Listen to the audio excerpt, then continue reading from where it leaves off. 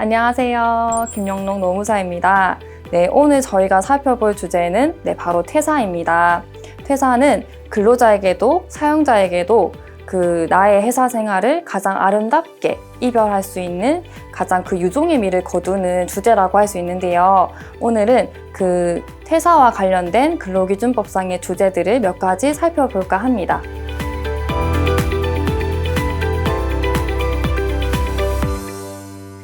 사직의 종류는 크게 두 가지로 나뉠 수가 있는데요. 내가 퇴사를 하고 싶어서 나가는 경우를 자발적인 퇴사라고 부릅니다. 그에 반해서 회사의 권유로 인해서 내가 퇴사를 한다라고 할 때는 비자발적인 퇴사로 분류를 하게 되는데요. 여기에서 이제 법적으로 조금은 구분이 필요한 개념이 바로 권고사직과 해고입니다. 권고사직과 해고는 회사의 권유로 인해서 내가 퇴사를 했다라고 하는 부분에 있어서는 변함이 없기 때문에 이 한 끗 차이의 개념으로 내가 보호받을 수 있는 내용이 조금 달라지기 때문에 조금 자세하게 살펴보도록 하겠습니다.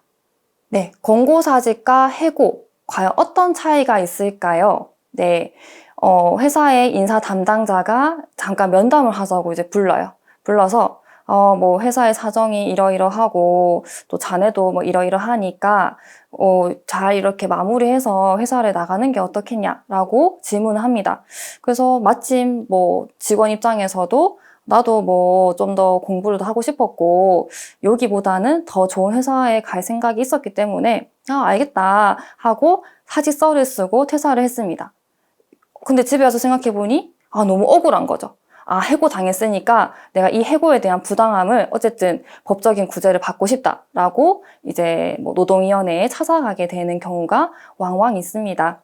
이런 경우에는 해고냐 권고사직이냐에 대한 다툼이 많이 발생하는데요.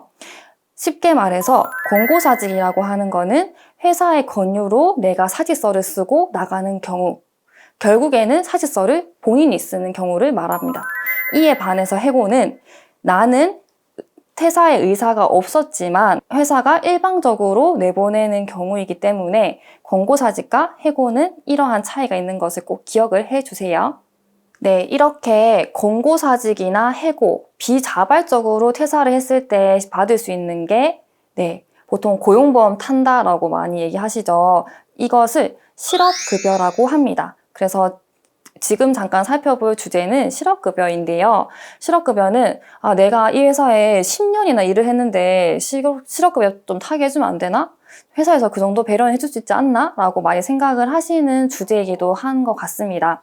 하지만 실업급여는 몇 가지의 요건을 갖춰야지 수급 자격이 갖춰지게 됩니다. 그래서 좀 그 요건을 살펴보려고 하는데요. 먼저 첫 번째는 퇴사의 사유, 이직 사유가 비자발적 이직이어야 합니다. 그리고 두 번째가 이직 전 18개월 동안 피보험 단위 기간이 180일 이상이어야 하고요. 그리고 마지막으로 재취업 활동을 적극적으로 해야 합니다. 그럼 조금 더 자세하게 살펴볼게요. 첫 번째 비자발적인 이직 사유는 가장 대표적인 게 권고사직이나 해고를 생각하실 수 있을 것 같은데요. 그 외에도 우리가 살아가는 그런 모습들이 정말 다양한 것처럼 결혼을 했는데 왕복 3시간 이상의 출퇴근 거리가 필요한 굉장히 먼 지방으로 결혼을 한다거나 아니면 몸이 너무 안 좋았는데 회사에서는 휴직을 더 이상 쓸 수가 없다라고 해서 퇴사를 하는 경우, 또는 가족의 부양을 위해서 아니면 직장 내 괴롭힘으로 내가 더 이상 회사에 적응할 수가 없어서 여러 가지의 사유로서 내가 자발적으로 사직서를 제출했다 하더라도 비자발적인 사유에 준해서 실업급여 수급 자격이 인정되는 경우가 있을 수 있겠죠. 그러한 이제 사례에 대해서는 제가 하나하나 설명드리기가 너무 많아서 이 부분은 화면에 띄워드릴 테니까 참고하시면 좋을 것 같습니다.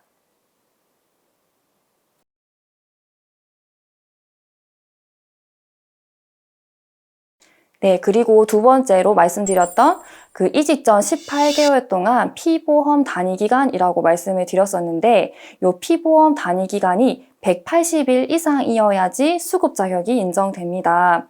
그래서 뭐 한두 달 정도 일을 하고 이제 퇴사를 이제 해고를 당하신 직원분들 같은 경우에 그러면 어쨌든 난 해고 당했으니까 실업급여 받아야 되겠다 하고 이제 고용센터 막 가시는데 일수가 안 돼서 못 받는다라고 이제 굉장히 이해가 안 된다라는 질문을 많이 해주셨어요.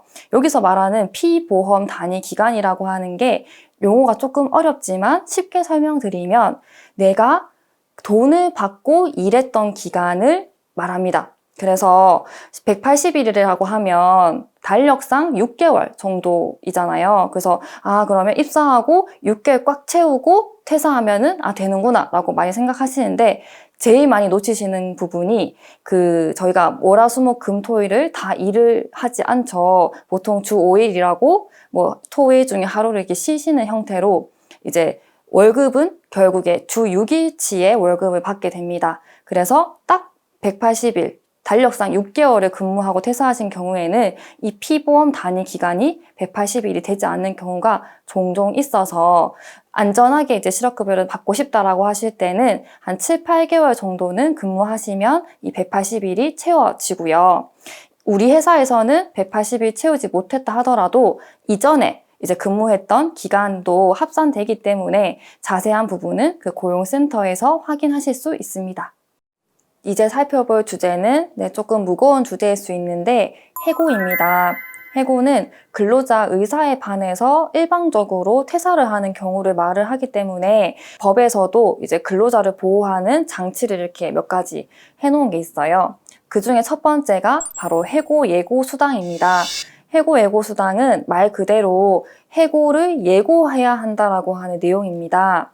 그래서 그 30일 전에 이렇게 몇 월 며칠자로 이제 해고될 것 같다라는 그런 통지를 하거나 30일 전에 예고를 하지 못한 경우에는 그 30일치의 통상임금을 근로자에게 주어야 한다라고 하는 내용이기 때문에 내가 뭔가 30일 전에 예고받지 못해서 갑작스럽게 이제 퇴사를 한 경우에는 꼭 회사에 그 해고 예고 수당을 청구하실 수 있습니다.